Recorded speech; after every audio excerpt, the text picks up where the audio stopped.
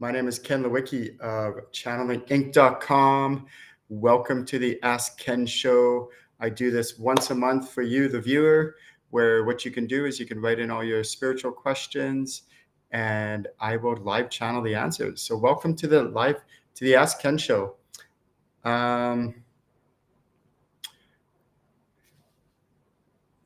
The way that this works is what I do is once a month, I will live channel the answers to your questions. So basically, if you are watching this right now, just go ahead and write in your questions and I will live channel the answers. Let's start with the first question of the day is, do your spirit guides change with you as you grow in spirituality?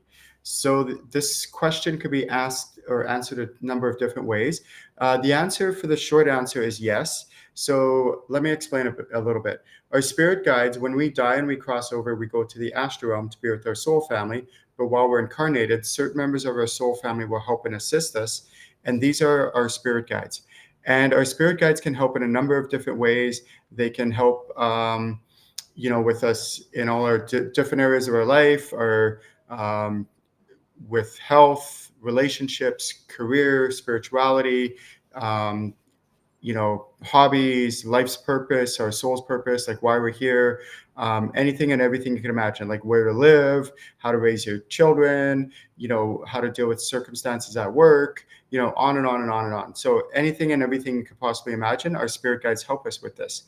So the question is, do our spirit guides change with us as we grow in spirituality?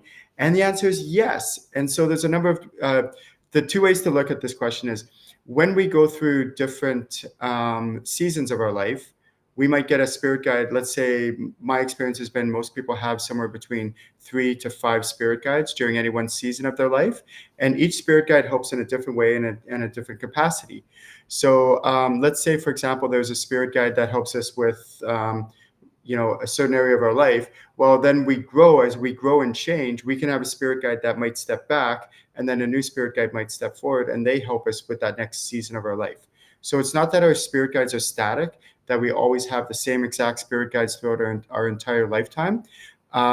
We can have one spirit guide that's with us for our entire lifetime, but we can also have spirit guides that come and go throughout different seasons of our life. So one might, step back. The next season, a new one might step forward. And then when that season's done, another spirit guide might step back and a new one might step forward, and so on and so on. So we could have different spirit guides throughout different seasons of our life that come and go, and they can change. And when I first discovered this, my dad, what he did is in spirit form, when he died in 2001 and then 2004, he became my spirit guide. And what happened was, he actually taught me how to channel so I could teach others how to channel. When I lost him, though, in like real life, like when he was alive in 2001, I was devastated, completely devastated. And then when 2004, he was my spirit guide. He helped me develop a lot of the curriculum that I teach my students now, and taught me how to channel at a really advanced levels that I teach my students how to do this. And then many, many years later, I would say about 8 years later, he stepped back. And I was devastated again because I felt like I lost my father for a second time. And I was like, oh man, like I was so upset, so distraught, because I never knew at that time that it was actually a good thing. So if you ever get a spirit guide that you have, and then you notice that they step back and they're no longer your spirit guide, it's actually not a bad thing, because most likely you're going to get a new spirit guide that helps you, and a new spirit guide that comes in and helps you with the next phase of your evolution. And that's what happened with me several times since. But I have massive goosebumps right now. So this can happen to you, and embrace this. Whenever if you notice that a spirit guide has stepped back and a new one has stepped forward, there's 2 things I recommend my students. One is celebrate. Yay, celebrate. Woohoo. Why did I get this new? So why do you celebrate? Because why? You're entering a new season of your life. It's not by accident that you have a new spirit guide. So what's the reason? Find out. Channel this new spirit guide. Figure out, why do I have this new spirit guide? Why are they here? What do they want to say? Like and then the second thing is get to know this new spirit guide. Okay, so the first thing is, I'm entering this new season of my life, and then ask yourself, and if you're watching this and you want to write this down, where's the opportunity in this? Okay, so why? What's this new season? Where's the opportunity in this? What good is going to come out of this new season? Like, why do I have this new spirit guide? Get excited, celebrate, because it's a big deal. And if you're actually looking for that new opportunity, like, why? What's this new phase of my life? What should I be watching out for? It's actually really exciting, and then you can actually capitalize on this new season, this new phase that you're entering, which is a good thing. And then the second thing, of course, is get to know the spirit guide. So you want to ask questions like, okay, are they male or female? Are they your primary spirit guide or your secondary spirit guide? What is their energy signature? What are their characteristics, their attributes, their tells, their traits, their personality traits, all those other things. You want to get to know things um, like the different clairs, like how can you view them? How are they presenting themselves? Are they tall? Are they short? Are they skinny? Are they heavy set? What's their ethnic background? What era are they from? What are they wearing for clothes? What part of the world are they from? What culture or what continent or country are they from? And then you want to get to know, like, have you had past lives with this spirit guide? And if so, go into that past life. What was that past life like with them? And this is the key. You listening? This is the key. How is that past life related to how they're your spirit guide in this lifetime? So that's a really important thing to know, is how are they your spirit guide from past lifetime, and how is that related to this lifetime? Because there's a reason. There's a reason why they're your spirit guide, and the past life, they're the way that they're presenting themselves. And then get to know what area of your life they're here to help you with. Now, most people, again, like I said, have 3 to 5 spirit guides during any one season of their life. But let's say somebody has 4 spirit guides. Well, there's way more than 4 areas of your life than just 4, right? So there's dozens, if not hundreds, of different areas of your life, which means that each spirit guide helps in many different areas of your life, not just one. And so you want to get to know what areas, plural, what areas that new spirit guide is here to help you with. And so you can really start to work with the spirit guide, and that spirit guide can also work with you to help you really work through and maneuver that area of your life and really accelerate that area of your life. So that's how you try to do this. People are probably asking, well, how do I do this? Okay, well, let me give you a little couple tips. So what I recommend with my students, they do is they find somewhere quiet to sit, and complete silence, no noise, no guided meditations, nothing like that. You just sit in complete silence, and you feel your body, you feel your environment. And then what I suggest my students do is ask all your spirit guides to temporarily step far back. And then what you do is, again, with your eyes closed, I recommend with your eyes closed. Then what you do is you sit in the spiritual silence for a moment, because there's no spirit guides around you, nothing. It's complete spiritual silence. And then after a few minutes of this, you can invite one spirit guide to come forward, and then you kind of feel around you. Where is this one spirit guide? Okay, so figure out where they are. Where are they? Oh, they're right here. And then you lock in on them, meaning in your mind, you don't let your mind wander. You lock in on them, and then you increase your connection, and you start channeling and trying to get accurate information, pure information from them. And I just found that if you know where they are physically around you, it helps you to increase your accuracy. So, for example, with my students, sometimes I notice that their mind is wandering aimlessly. When I first started teaching people how to channel 20 years ago, they didn't have the technology that they have now. Now we could literally set up the camera systems, and we could capture your spirit guides on camera. So where you feel your spirit guide, you're not making it up. Feel where they are around you and lock in on them, and stay locked in on them, so that your mind's not wandering, and you're more likely to get accurate information from that spirit guide. And then you try to breathe, and then you try to get yourself out of the way so you're not influencing the answer. And then you ask them, like, okay, what area of my life are you here to help me with? And then what message or messages do you want to give me about this area of my life? Or maybe there's an area of your life that you want guidance or direction in. So you can ask one of those spirit guides to come in that helps you with that area of your life. The next question, so do spirit guides change with you as you grow in spirituality? So let me elaborate on the different part of this question. So let's say, for example, I have this male spirit guide, and he's lived we've lived many past lifetimes. Well, he's lived many past lifetimes. So the question is, do they change? There's a number of different ways we can look at this. So if they've lived many lifetimes, The real question is, why are they presenting themselves this way in this lifetime? That's the real question. Why are they presenting themselves this way in this lifetime? The reason is because they're presenting themselves this way, this persona, because that's the way that they best want to help you. Sometimes with my spirit guide, with my clients, I'll notice that their spirit guides will purposely change their persona. Maybe they'll be all of a sudden a young female, and then maybe another, maybe they'll switch over purposely to an older male, and then maybe it's the same soul, but they're changing their persona, and they'll do that to teach the person that, hey, listen, I'm in spirit form. I could change. I don't need to be stuck on this one persona. I could change my persona on purpose. So they don't do that often, and usually they just pick one persona and they stick with it. So more what this question is, can they change as during that season that they're helping you with? The answer is yes. So let me give you an example. Let's say at the beginning they come in, they're your new spirit guide during this new season of your life.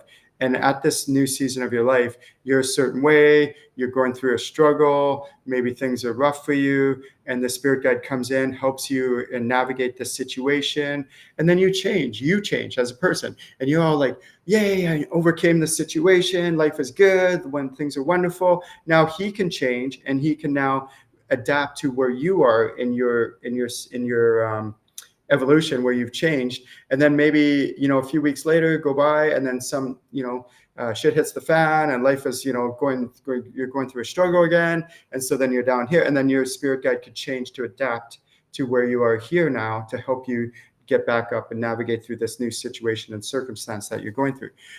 Whew, getting massive goosebumps right now. So yes, your spirit guides can change slightly. It's still the same soul, but they might just change like their personality traits, or how they're here to help you slightly, or it's kind of like a human being, like we all know humans that have a wide range of personality traits. And, one time they might be like really upbeat and fun and playful and, and with you and all that. And then, another time, maybe a few weeks later, you tell them, hey, I just went through a heavy situation. And then they come in and they're all calm and they're holding space for you. And they're like, I'm sorry to hear that. What can I do? How can I console you and support you and hold space, all that stuff. And it's the same soul, it's the same person, but they're just adapting their personality traits to what you're going through. So your spirit guides are very similar that way. And so watch for those nuances, those little differences of how they might change and adapt to where you are and what you're going through in your life.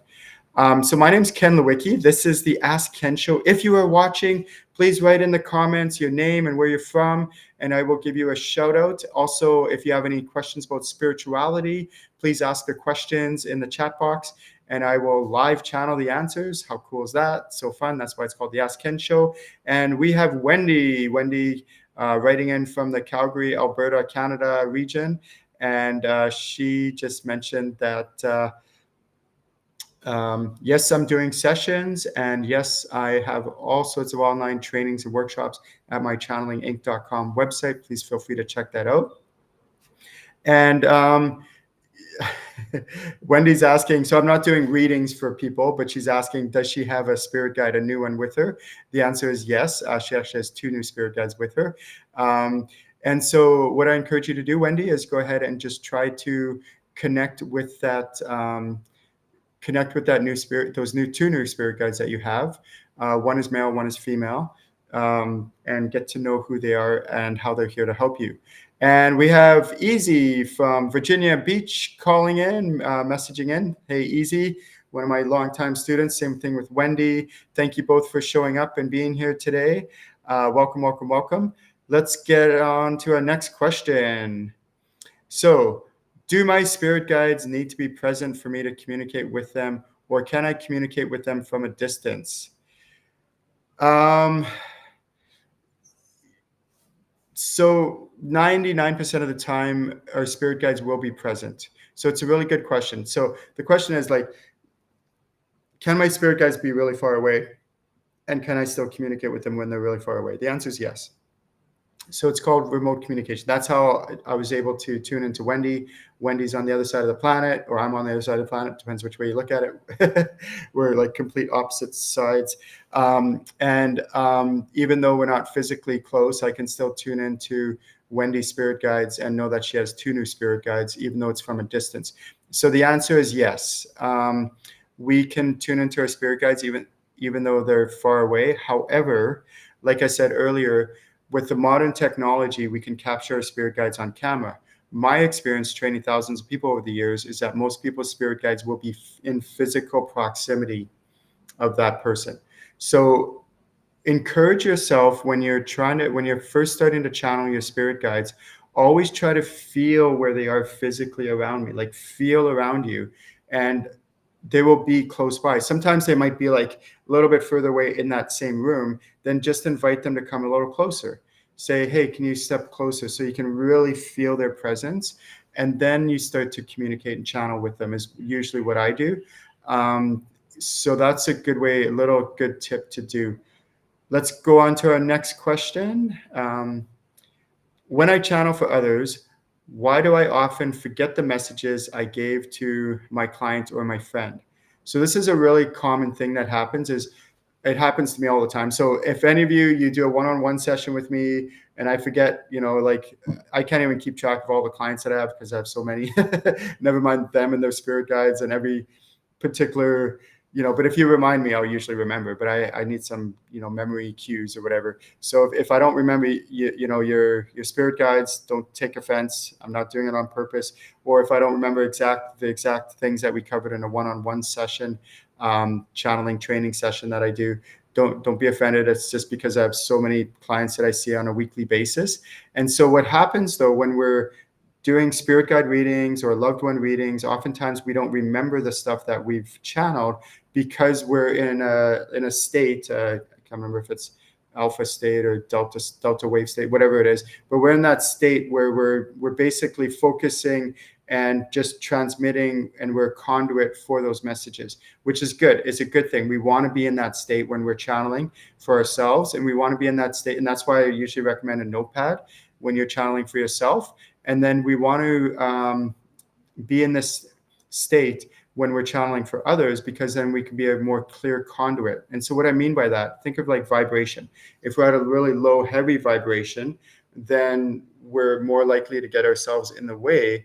But when we just allow ourselves to be a clear conduit, we just breathe, and then we give that message, just give the message what we're getting, whatever we're getting, pass that message along. In more advanced training, I do teach people how to filter the messages to make sure they're giving it appropriately and things like that. But like for now, if you're a beginner, you just feel into the person's spirit guide or loved one, and you start channeling that spirit guide or loved one, and you just start transmitting the message through you. And when you're at really high vibration and you're doing it, you'll know it just flows.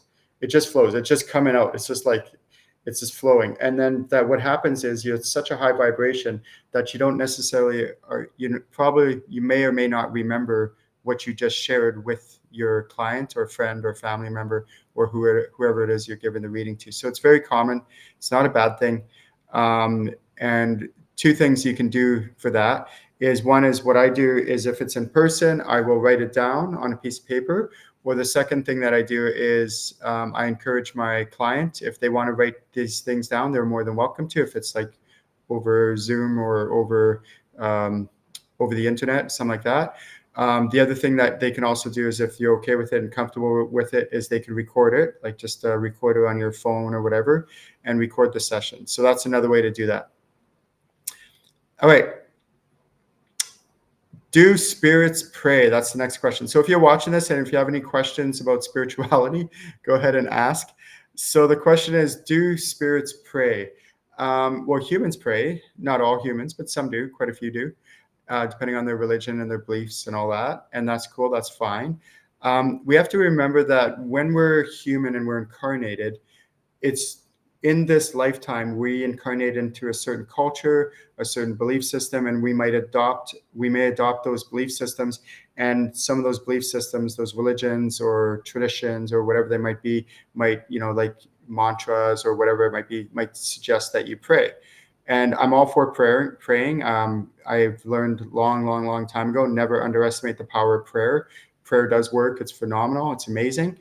And the only thing I'm cautious about with my students is that if we grow up in a certain part of the world, what can happen and has happened is that sometimes people think that their religion or their belief system or their way of doing things, their tradition, is the right way and the only way. Whereas in a previous lifetime, you may have grown up or lived in a different part of the world, and you may have adopted that other totally opposite, completely different belief system. And in that lifetime, you may have thought that was the only way and the right way. And then the lifetime before that, you may have lived in a totally different part of the world and adopted that belief system and thought that that was the only correct way and the right way. And so I just caution my students, like, to be open to, there may be many different ways of doing things, and to try and experiment and play with different ways of praying, and really raising your vibration, because that's basically what it's all about. So if you ever do any prayers, mantras, or any affirmations, try to always make sure that you flip them to a positive. For example, you don't want to say something like, I don't want to get hurt anymore. I don't want to get hurt anymore. I don't want to get hurt anymore. Let's say you just went through a breakup or a relationship thing. You don't want to have a affirmation or a mantra like that. You want to flip it to a positive, like, I only want to attract healthy people in my life. I only want to attract healthy people in my life. I attract healthy people in my life. I attract healthy people in my life. And we're like, that's kind of like a way of, affirming what you want, not what you don't want. So the question is, do my spirit guides pray? I'm channeling this right now. I'm getting, for the most part, the answer is no, not in the way that we think it is. But then when I check with them again more thoroughly, like more comprehensively, I'm getting the answer is yes, they always pray. Because they're always like, in that positive high vibration state. So where they operate, there's three different realms. There's the astral realm, there's the animal spirit realm, and there's the in-between realm. So we're not going to talk about the in-between realm or the animal spirit realm. This is what we're talking about, is the astral realm, which is where you go when you die and you cross over. You go to the astral realm to be with your soul family. And so your spirit guides also reside in the astral realm. And in this state, in the astral realm, it's such a high vibration state that there's no real reason, like, they don't have any hangups, any human baggage. You can't offend them. You can't upset your spirit guides.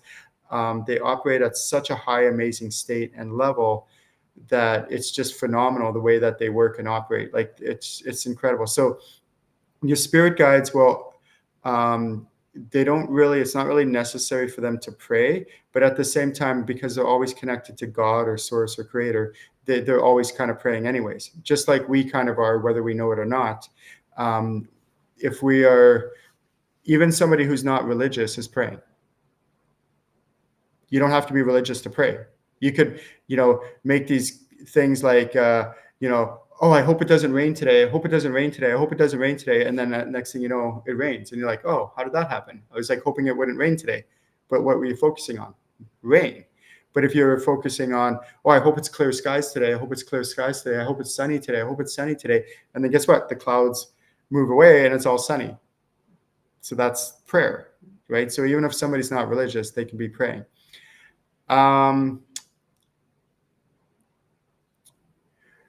Do we have a contract when we incarnate? Oh, wait,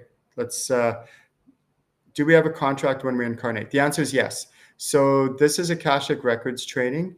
If anyone wants to learn this, you'd have to take my workshops first, and then I could teach more advanced Akashic Records training, because you need to know how to channel to do Akashic Records. Basically, that's what it is Akashic Records is channeling at high levels. So contracts, deals, and agreements are written in your Akashic Records. What are your Akashic Records? It's like, think of like a book, a big, huge book, your book of life. And anything you've ever felt, said, done, situations, circumstances, any thoughts you've ever had, any emotions, anything and everything you possibly think of is written in this massive book called your book of life. But it's not just this lifetime, it's all lifetimes. It's like an etheric book. And that's your Akashic Records, hence the reason why it's a whole bunch of books, because it's from many lifetimes, not just this one book. So what happens is, before we incarnate, we work with ascended masters in our soul family, and they help us to draft what's called a rough blueprint of how we're going to live this lifetime. hence the term contracts, deals, and agreements. And then as we navigate through our life, and I say it's a rough blueprint because we have free will, so we can make changes. We can, in my case, you might decide to move to a different part of the world, or a different country, or a different state or province, wherever you live. And then now all of a sudden that trajectory has changed because you have free will. So what can happen though is when we can have a contract or deal that we have with somebody, and we might want to try to play that out. So let's say, for example, you meet someone and you're super attracted to them, even though they're not good for you and they're not healthy for you, but you can't seem to not break away from them. Not all cases, but in some cases, it might mean that you have a contract in your Akashic records that you've had from a past lifetime that you're trying to fulfill in this lifetime, even though it's not good for you or healthy for you or serving you in this lifetime. Hence the term Akashic records healing or Akashic records clearing. That's why you can do that. And then, so what can happen though is if you don't clear it, you can try to fulfill that contract in this lifetime, even though it's not good for you or healthy for you, and that can actually be very detrimental to you. And so an easier, gentler, softer way to do this is actually go to somebody who can do Akashic records healing, like myself or someone else, and then they can actually clear these contracts, deals, and agreements so that you don't have to play them out in this lifetime. And it can be way more painful that way than the more gentler, softer way of clearing out these contracts, deals, and agreements. So that's a really advanced question about, do we have contracts when we incarnate? The answer is yes. We have not just one, but we have many. And some of them are good for us, and some of them are not so good for us.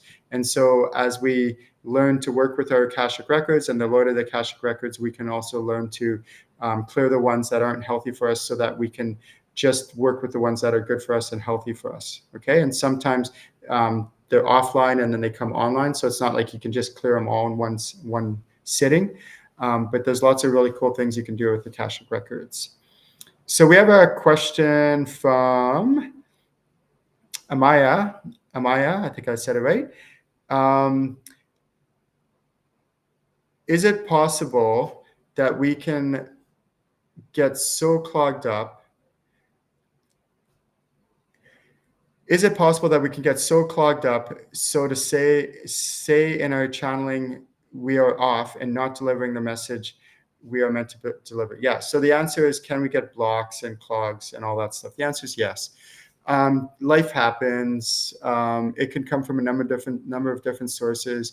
You can be, just driving down the street and some jerk cuts you off and you're like, oh, and you get all like that can jar your system. You can have an accident. It could be a spiritual thing, like a spiritual attack. It could be something external. It could be just that your systems are like getting run down because you're not taking care of yourself, self-care.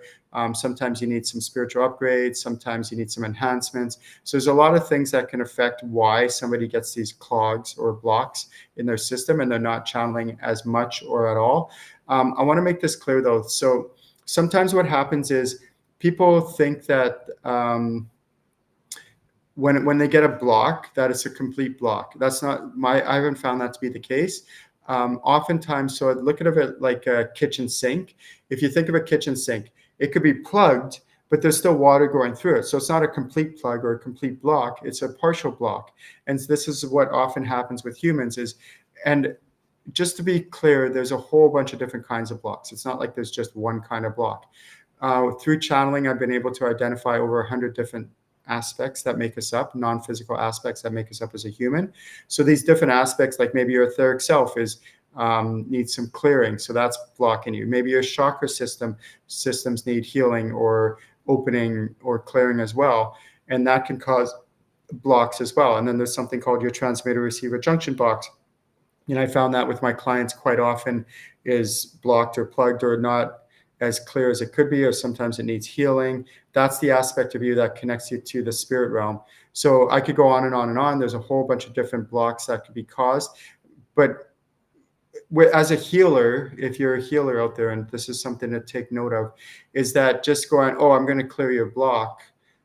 You have a block, I'm going to clear it. Well, what is blocked? Like what aspect is blocked? So try to get very, very specific with the individual and try to figure out what is actually blocked so that you can clear it more thoroughly and more like more clearly, get it nice and clear and make sure it's flowing. And then with channeling, you check to make sure you've done it correctly and properly and fully so that the person's not blocked anymore. It's a very advanced question, and it's very multifaceted. So I do teach these techniques in my more advanced training, which is my level 3, my medical mediumship, where I teach that. And then I also teach how to channel sprites, fairies, dragons, angels, cool things like that.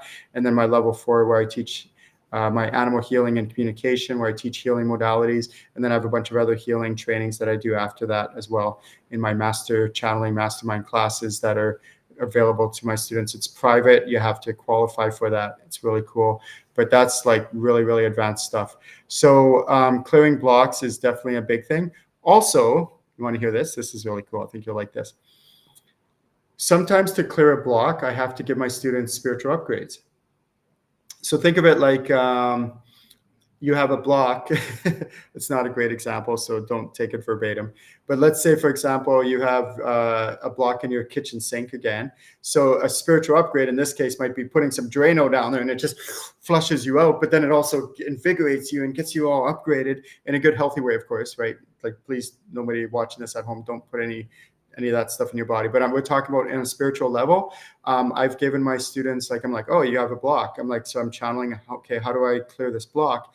And in some cases, I give them an attunement. What is an attunement? An attunement is a symbol that I put into my students.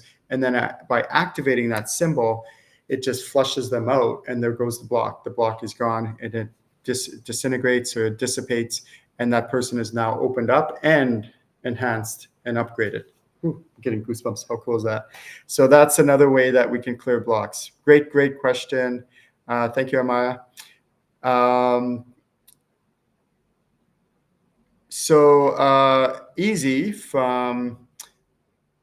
Easy is asking, if animals are from the animal realm, can our souls be incarnated as an animal? So some of you might disagree. There's a whole bunch of theologies and religions and traditional kind of beliefs around this. So again, those of you who know how to channel at high levels, please check this with your spirit guides. I could be wrong. And I keep checking and checking and checking. There's 3 different realms. There's the animals, there's the astral realm, which is where you go when you die to be with your soul family. This is where human souls reside. There's the in-between realm. So we're not going to talk about that right now. And there's the animal spirit realm. So if you check this, especially in the level 4, when I teach animal healing and communication, you're going to find that there's a whole entire exercises that I do, not just one, but many, where I have my students compare the difference between a human soul and an animal soul, and to go in the astral realm and the animal spirit realm. And they're completely different. Human souls are just created completely different than animal souls, or animal souls are created completely different than human souls. It's not that they're good or bad, right or wrong. They're just different the way that they're created. You're going to find, if you check this, and please do, tune into a human soul and tune into an animal soul, you're going to find that human souls tend to be a bit more dense, like a bit more heavy. In general, animal souls are more light. In general, human souls are more complex. In general, animal souls are more simple. In general, human souls have like a very much more elaborate like soul's purpose and why they're here, which is, for the most part, animal souls are more simple and more primal, like they're here for survival, things like that, and so on and so on. So we can go through that, and then we can also go through the difference of the astral realm and the animal spirit realm. So because there's such a huge, massive difference the way that they're created, I've found that animal souls don't ever incarnate as humans, and humans don't incarnate as animals. It's just not possible. That the way that the souls are made up don't have the complexity, like animal souls don't have the complexity that's required to be a human, or the vice versa. Like, we're way too complex and multifaceted to be incarnating as an animal, is what I've found. So again, check that with your spirit guides. I know there's a lot of theologies that believe otherwise. Oh, you were, an eagle in a past lifetime, or this other things. If you check that with your spirit guides, you'll find that may not be true. However, you may have an animal spirit guide that has worked with you in that past lifetime, and that may be where that's coming from. So there are animal spirit guides, which is when I keep checking, like, these totem poles or these other things where they have, that's what they're talking about. They're talking about these animal spirit guides that help and assist humans. But again, those ones reside in the animal spirit realm. So really good question. Thank you for that. Okay, let's go on to our next question. So if you're watching the Ask Ken show, please make sure you type your name and where you're from, and I will give you a shout out. And also, if you have any questions about spirituality, please type in your questions in the chat box, and I will do my best to answer live channel that question. So our next question is from Cynthia from Nova Scotia. Hi, Cynthia. Woo, woo. Cyn. I was wondering about the animal realm and factory farmed animals. Do they go to the animal realm, and do those animals, are they able to choose to come back as a different animal in the next life? So the answer is yes and yes. So even animal, like say you have a human being that was born in a petri dish, so in vitro fertilization or something like that, that human will still get a human soul. So farm factory animals like that are bred, yes, they will still get a soul when they come to life, I guess you would say. So the animal does get a soul and acquire a soul, even though they're born like farm factory animals. So the answer is yes.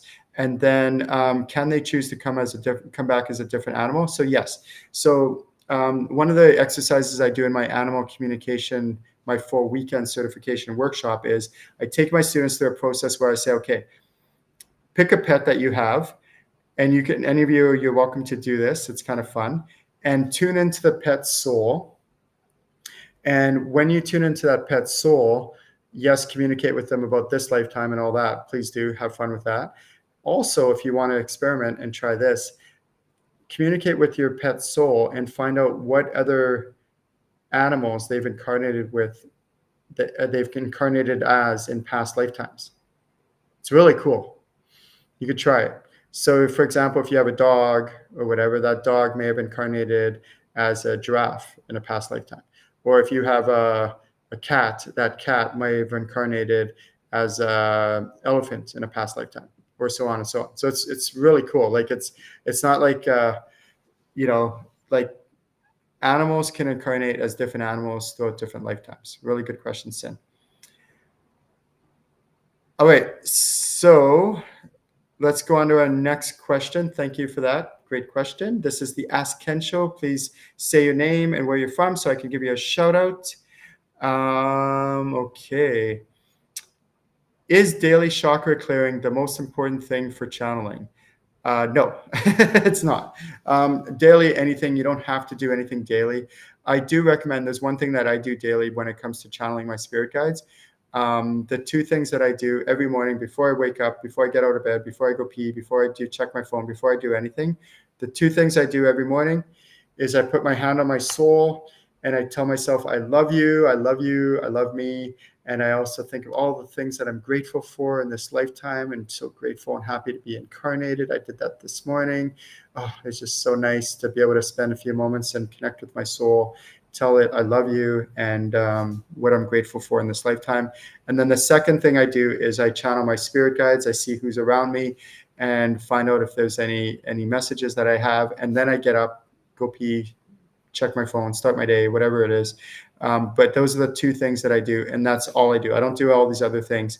So the question is it daily chakra clearing the most important thing for channeling? So the answer is no. You don't, like, for me, I've found like chakra clearing is maybe once a week or every once in a while. So I do something once a month called the Ascension Group Healing, and you're more than welcome to check that out. It's the second Wednesday of every month for North America, the second Thursday of every month for Asia and Europe. So you're welcome to check that out. It's all on my channelinginc.com website.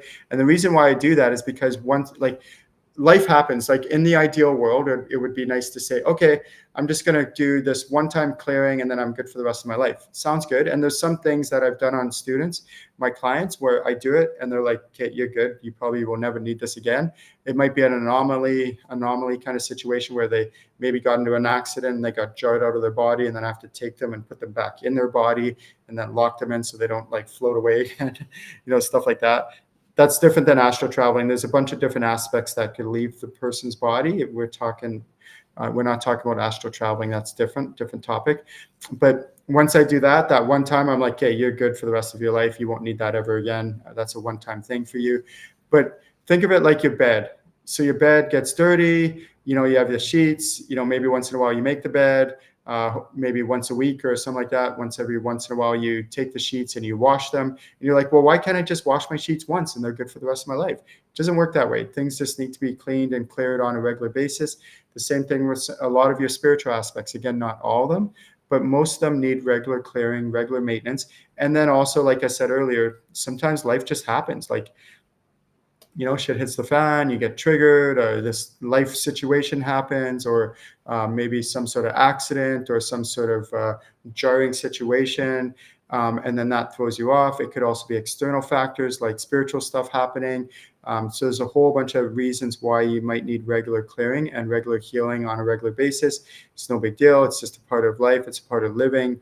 It's the same thing why we may need to wash our car once in a while, or our vehicle, whatever it is. It just gets dirty, dusty, whatever, gunked up. And also another reason why healing and clearing on a regular basis is really important is because oftentimes things are offline. So for example, let's say I do past life healing. Well, in theory, it sounds like, great, okay, Ken did this past life healing on me one time. I should be good for the rest of my life. There's never any past life healing that ever needs to be done ever again. So one of the things I start to teach in my channeling level 3, my expert level, is what's called offline and online. And then what happens is, if something is offline, that means it's in your subconscious. Now, it sounds good in theory to just say, oh, I'm going to clear everything in your conscious and your subconscious. And that sounds good in theory. I haven't found that that's true, that works. It can work somewhat. Like, for example, if this is your subconscious and this thing is so this is your conscience. So this thing's surfaced and it's surfaced now to your consciousness. It's called shadow work. So you bring it out of the shadow into the light. And now that it's in the light, now you can heal and clear it. Okay. So that's what's called shadow work. So your subconscious, if I found that if something's very close to your consciousness, so it's like in your subconscious, it's very close to your consciousness, then I can sometimes clear those as well with my students, because it's so close to your consciousness. It's in your subconscious, but it's so close. But the ones that are really buried deep, those ones usually need to surface more for them to be healed and cleared. Let me give you another example. Let's say, for example, I had a situation where I was going through a course. It was a 9-month course in Canada. And all of a sudden, out of nowhere, I just started bawling and crying out of nowhere. And I'm like, why am I crying so much? I couldn't figure it out. And it was going on for days and days and days. And it was like, I just couldn't stop crying. Like, it wasn't just like a one-time crying. I would just cry and cry and cry. So my teacher, Virginia Lehane, and she's the one that taught me about this. She took me through a process called Geniogram, and she tracked it down to my ancestors. And my ancestors had a fire at that same age that I was now, and it devastated them. Like back then, 50, 80 years ago, whatever it was, whenever you would have, if there was a fire and everything burned to the ground, like, you lost everything. There wasn't such thing as insurance or anything like that. So that was imprinted into my genetics, passed down through my lineage, through my mom's side, and into me. So when I got that age, all of a sudden I was like crying and bawling out of nowhere, even though it wasn't my stuff, but it was in my genetics through them. So that's something where it was offline before. Like, if anyone tried healing or clearing that before, it wouldn't have been able to be cleared because it wasn't accessible. But now that it became accessible, Virginia, in this case, she was able to heal and clear that out of me. So it wasn't affecting me anymore, and it won't affect me anymore for the rest of my life in that case. So that's a situation where sometimes things need to surface so they're accessible. I had another person where they're like, all of a sudden I have this really like sore shoulder, and out of nowhere, I'm like, was there an accident? Did you trip and fall? Did you bump it on something? They're like, no, that's the thing that's so weird. But all of a sudden it's so sore, I can't even move it. And I'm wondering if you can help me with this. So I tune in and I'm like, oh, it's because you were in a battle in a past lifetime and you got a sword through your shoulder. And that's why it's affecting you now. and you were the same age as you were in that past lifetime as you are now. So let me heal and clear that. So I do the clearing on them. And sure enough, the pain in their shoulder goes away. And they're like, what? I can move my shoulder. I can't believe it. Like, they're just like, and I'm like, see? So this stuff really does matter. It was related to their, in this case, the past lifetime. Now, sometimes there's physical or physiological stuff that's going on. That's different. But in this case, it was 100% past life thing. Or in my case, it was 100% ancestral thing. Came from my grandparents, the one with the house and all that, and me crying. So this is where really cool, like, channeling techniques, you can start to like assess the person and find out where the root cause is. And sometimes, a lot of times, so just to clarify, when somebody has stuff going on with them, whether it's emotional or physical or whatever it is, sometimes they need spiritual healing, and sometimes they need Western medicine, or sometimes they need both. Okay, so don't think like, sometimes too many people in the spirituality industry, they go to extremes and think they think everything can be resolved by spirituality. And in some hospitals in the in Europe, what they'll do is, like, say somebody gets into a really bad car accident, that person will be rushed into the emergency room, and as the doctors, so in the actual surgery room, everyone will be masked up and gloved up and all that other stuff. And as the doctors are physically sewing up the patient, there'll be energy healers in the surgery room, putting back together the person's energy body alongside with the person, the doctors physically sewing the patient up and stuff like that. So that's an example where Western medicine and spiritual healing and Western medicine can both be worked together in conjunction. And I found that the case in my case many times throughout my lifetime. So please, people, don't go to one extreme or the other. Sometimes, yes, spiritual healing can heal and resolve everything. Sometimes it's 100% Western medicine needs to be implemented, and that's appropriate. And sometimes it's both, a combination. So really, really good question. So we have a question. It's a good question. How do we check ourselves if there's any blocks or challenges in the energy field that need to be aware of, and how do we clear them? Yes. So that's a very advanced question. So the number one most important thing about channeling is getting yourself out of the way, meaning not influencing the answer. So a little technique that I do, if I had like just one formula, I'd said, okay, just do this one thing and you'll never influence the answer. You'll always be 100% accurate. So I wish I had a perfect solution for this. Sometimes when we have when we're vested emotionally into something, it's a bit more difficult for us to channel ourselves, but do it anyways. Try it anyways. As you practice, you will get better. A little technique that I found that works for me is, it's really simple, is when I'm channeling for myself, what I do is I first of all find out which spirit guide is around me. And then what I do is I take a nice deep breath, 3, 2, 1, take a deep breath.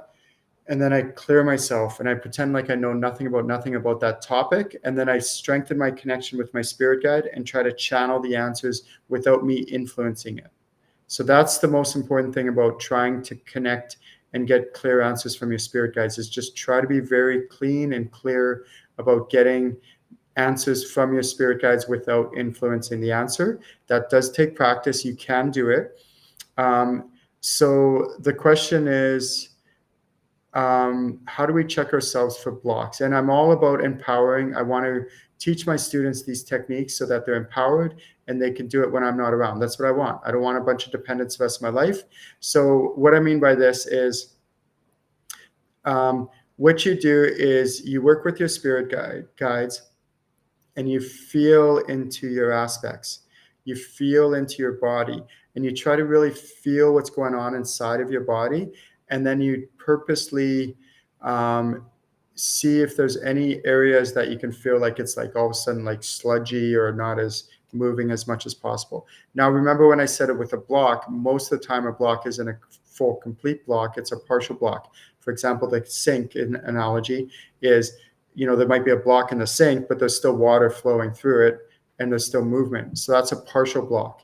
So oftentimes we have partial blocks, not full blocks. So then what we can do is there's a gazillion different ways we can clear those blocks. One of them is really simple, like energy healing. So if you've had any energy training, Reiki training, bioenergy training, pranic healing training, on and on and on. There's a gazillion different kinds of energy healing trainings. That's one way that might work. Again, not all blocks are the same. There's a whole bunch of different kinds of blocks, and not all blocks can be resolved with energy healing. Some might need psychic healing. Some might need psychic surgery. Some might need dragon healing. Some might need crystal healing. Some might need angel healing, and so on and so on. So I teach all that stuff as well. Super cool, super fun. And you can sometimes work with your spirit guides to help you clear those blocks. Sometimes you can work with more advanced like beings, like ascended masters or angels or dragons or things like that. They can help you clear these blocks. So really good question.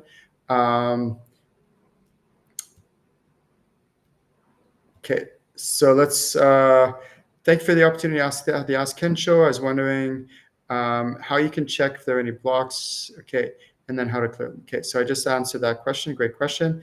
I was wondering, Cynthia Sin is asking, I was wondering, how long do we reside in the astral realm after we die? So great question. It varies. So basically what happens, reincarnation 101, for those of you wondering, is we can be in the astral realm, and then in the astral realm, and then we choose to incarnate. We incarnate we're born in a physical body, and then we're incarnated for a certain period of time. We might live to be a certain age, and then when we die, we cross over, we go back to the astral realm, and then we reside in the astral realm for a certain period of time, and then we incarnate, and we might incarnate again in a different part of the world, in a different container, different body, and we may live a certain different age, maybe shorter, maybe longer than the previous lifetime. And then when we die and we cross over, we go back to the astral realm, reside in the astral realm until we incarnate again, and so on and so on. So this is reincarnation 101, and that's the way it works. So the question from Cynthia is, how long do we reside in the astral realm for in between incarnations? It varies. What I've noticed and found is that it can be for many years. My experience, most people don't reincarnate immediately right away. So for example, they die and they cross over, they go to this containment area where they need to process what it was like to be incarnated, and a life review, and do some clearing and healing and all that before they're released to the general public in the astral realm. Then once they're released in the astral realm to the general public, they usually hang out and reside there for a number of Earth years, for a while, and then maybe, or decades or centuries maybe, and then they will reincarnate. So you have to remember that time does exist on the other side. It just operates and exists in a different format and different capacity. So a few hundred years on the other side is nothing. It's really not a long period of time, even though it may seem like a long time for us on this planet Earth. It's not really much long time. It's not a long time in that realm. So my experience has been that when people reincarnate, it's usually a few decades is what I'm getting, like a few decades. Again, there's so many variables in that. Like, again, it could be centuries, or it could be millennia, it could be thousands of years, and then they choose to reincarnate again. But that's nothing in the big scheme, considering that you're a soul that's been alive for eons.